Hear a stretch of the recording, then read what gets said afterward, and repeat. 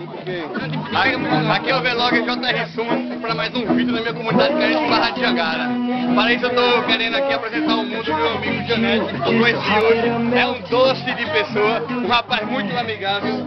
Estou hoje no aniversário da minha irmã, de 36 anos. Ela não quer falar, mas é verdade. Janete, o que você achou de irmã em particular? Em particular. Sobe aí, Lombrado. Só pode falar sobre isso. O que você achou de mim, em particular? Sua opinião é muito importante para mim. E não vale muito para mim, senão eu vou ficar queimado você olhar. Entendeu? O que você achou de mim? O que você pode dizer tudo de bom, por favor? Altura, charme, jardim. Então quer dizer que eu sou um homem que lhe agrada. Você fica nervoso ao me ver?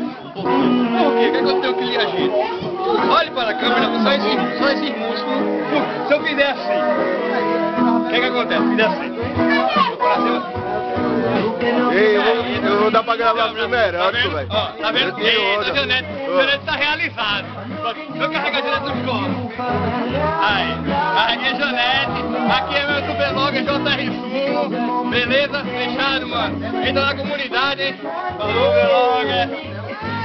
Beleza, mano.